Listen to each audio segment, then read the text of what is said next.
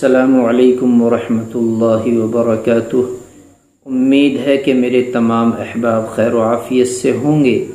जो मेरे अज़ीज़ भाई बुज़ुर्ग शिकायत बतलाते हैं क़ुव्वत बाह की, सोते हुए एहतलाम की शिकायत बतलाते हैं। एक मेरे भाई ने कमेंट किया है कि रात में बदख्वाबी हो जाती है, उसका कोई आसान सा नुस्खा बतला दें। तो ये मुग़ल्लिज़ मनी भी है, क़ुव्वत बाह में इजाफ़े का सबब भी है। इसको इस्तेमाल करने से अल्हम्दुलिल्लाह जिरियान और एहतलाम की शिकायत दूर हो जाएगी। आप हज़रात इसको बना लें, बिल्कुल आसान सा और सस्ता सा नुस्खा है। सिर्फ 2 चीज़ों से तैयार शुदा है, ज़्यादा चीज़ें भी नहीं है कि आपको परेशानी हो। सबसे पहले हमें कीकर तो आप जानते हैं जंगलों में रहती है, कांटेदार। तो हमें कीकर की बकली लेनी है, कीकर की बकली, और उस बकली को पानी में डालना है 8 गुना ज़्यादा।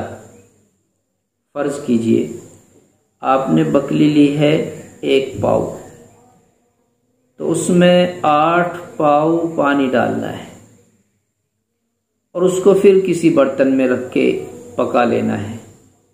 खूब पकाएंगे। जब अंदाज़ा हो जाएगा कि 8 पाव पानी में से 8 गुना ज़्यादा जो पानी डाला है उसमें से 4 गुना पानी बाकी रह गया, 4 गुना ख़त्म हो गया, तो फिर उसको उतार लें। उतारने के बाद उसको छान लें, हाथ से मल लें, उसको बारीक करके छान के फिर उसको हम डाल देंगे, पानी में पकाएंगे।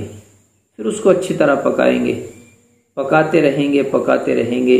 जब आपको महसूस होने लगे कि शहद की तरह बिल्कुल गाढ़ा हो गया, इतना पका दिया गया कि शहद की तरह गाढ़ा हो गया है, तो फिर आप उसको उतार लें, ठंडा कर लें और उसमें इमली का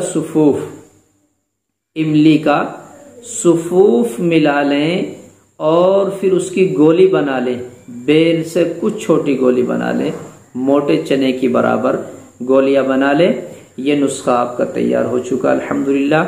आपको हर रोज 2 गोली दूध के साथ इस्तेमाल करनी है। हर रोज 2 गोली दूध के साथ इस्तेमाल करनी है।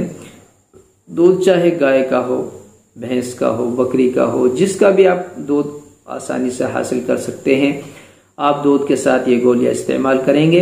इंशाअल्लाह आपकी हर तरह की शिकायत जो आपकी जवानी से ताल्लुक़ रखती है वो ख़त्म हो जाएगी इंशाअल्लाह।